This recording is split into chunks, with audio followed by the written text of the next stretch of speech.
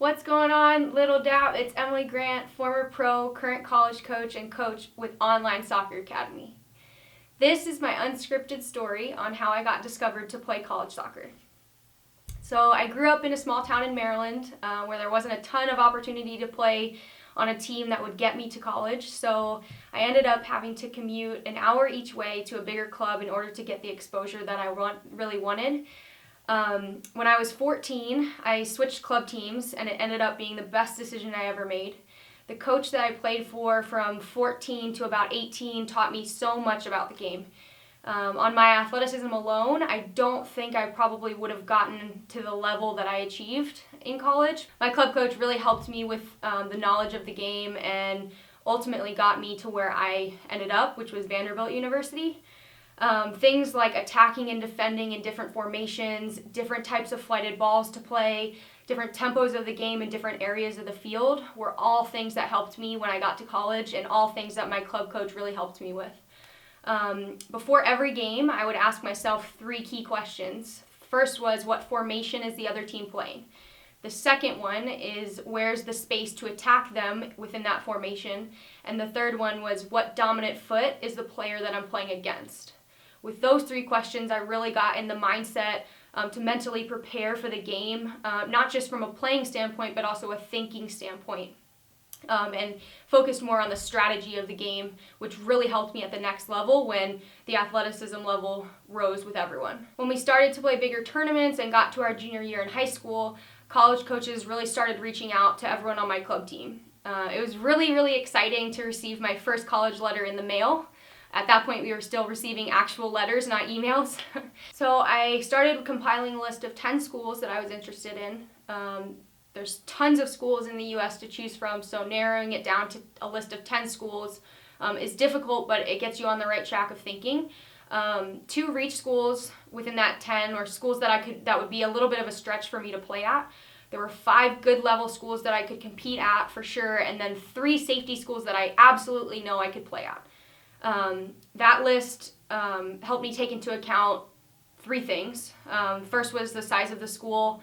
Did I want to go to a school with 40,000 students, or was I better suited for a smaller school? The second one was location. Did I want to go east or west coast, stay close to home, or go far away?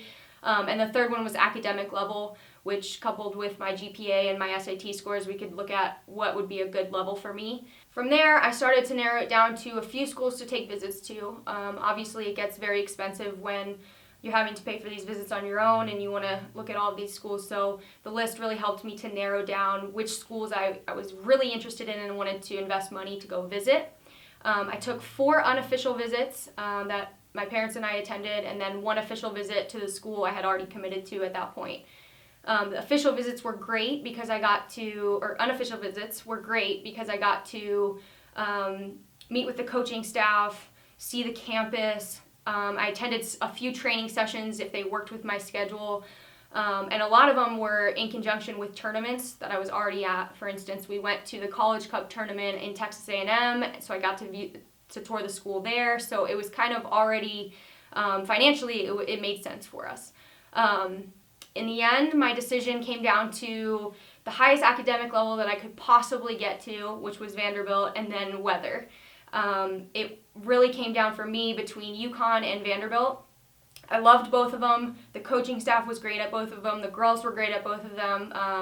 But ultimately, I think the weather at UConn was a little too chilly for me, and Vanderbilt's academic standard was just off the charts. So I accepted a verbal offer from Vanderbilt in my spring of my junior year, and then I signed my national letter of intent in the spring of my senior year. I was also fortunate enough to attend a summer school session in July at Vandy, which was absolutely something I would recommend to all of you if you have the opportunity to do it, because I was able to train with our strength coach, take classes and get used to the academic level, as well as get used to the campus without a ton of students there. My 6 or 7 of my teammates were also there, so I was able to form bonds immediately with them and get to know them a little bit better before the entire team came back. If I would say that would probably be the most valuable thing. If you are able to do that, take summer classes, and get used to the campus for sure. My college career was awesome. I absolutely loved every minute of it. My favorite game that I ever played in was against Florida in my freshman year.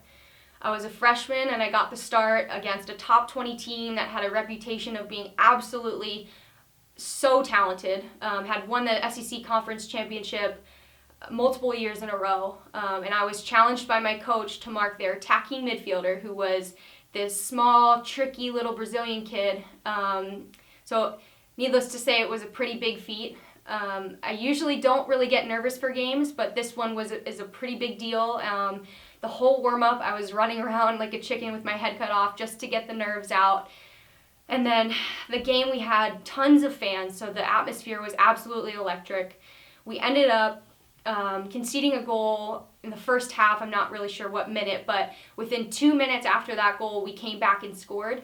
And that was the moment I knew this game was going to be such a battle. The game ended up being 4-3 in double overtime. Florida won, unfortunately, but it was the most intense, most fun experience I've ever had in a game. My favorite moment of my college career was scoring the game-winning goal against Alabama in my junior year. From the start of the game, I could just really tell that I was feeling it. It was going to be a good game for me. My touch was on point.